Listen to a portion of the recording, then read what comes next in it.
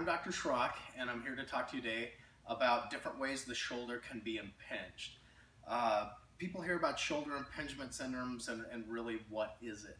There's lots of different things that can happen with a shoulder impingement. You can have problems with the actual rotator cuff itself from old injuries, old tears, but most of the time what we see as chiropractors is it really starts in the neck. The nerves that go all the way down your arm start here in the lower part of the neck.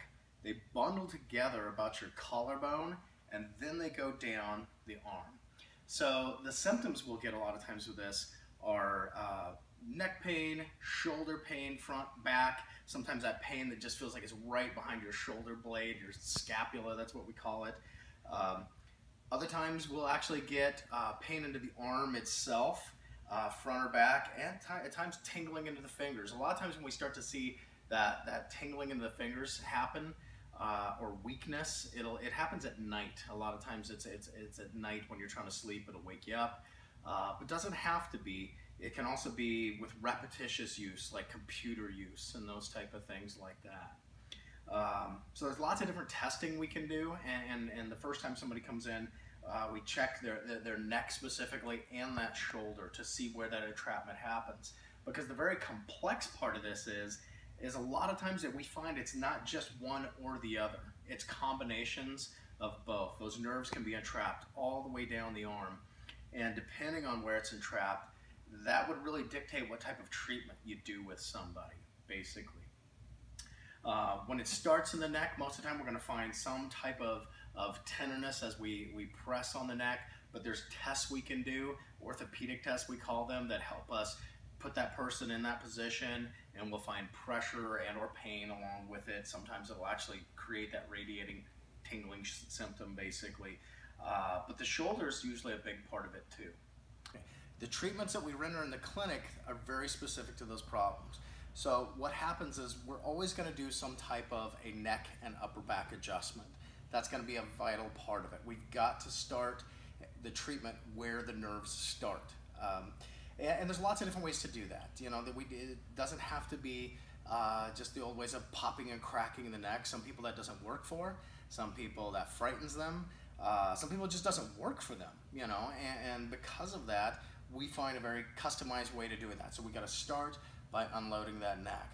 The next part of it, and this is where it becomes very complex, is what part of the shoulder is actually impinged. Because I talked about some of those home exercises. Well, if you've got a lot of problems in the front, the pec muscles in the front of the chest, if those are tight and putting pressure on that, those would need to be stretched. So a good home exercise for that would be something like where we'd take Brittany and we'd have her find a doorway or a wall, and we'd have her purposely stretching that pec muscle there, being very careful to protect the shoulder, because sometimes you've got to take that up higher or lower so that you're not loading that shoulder with a lot of pressure. That's why it's really hard to turn people home with loose at home with exercises right away, is because if we don't know specifically what they need, they can almost do more damage than good. So it's very important to assess these things as we go. In Brittany's case, we've actually had this. She played a lot of volleyball in college. We've had to work with a lot of the rotator cuff muscles, which are on the back side of the shoulder. So we do a lot of deep tissue releases where we get into the muscles and release those trigger points. Her trapezius muscles up here have been tight, so we stretch and release those as well. Working all the way down the arm if we need to. Like I said, chiropractors can adjust your elbows, your wrists, your fingers even, if that's part of it. Another important part of it though is then the other therapies that can support this. If part of what's putting pressure up here is a disc in the neck, we have a good therapy called decompression, where we can put the person on there and stretch that disc and make it healthier again.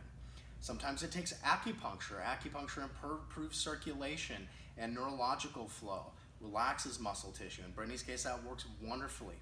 Other patients, we use cold laser. So very important when you're doing these things and treating it to know exactly what's wrong, exactly what needs to be treated, and not just the problem, because like I said, many times there are multiple things leading up to one big problem. So we want to get very intense, focus on the problems that need it, but also treat all those secondary problems that can be leading into a shoulder injury in particular that won't resolve. So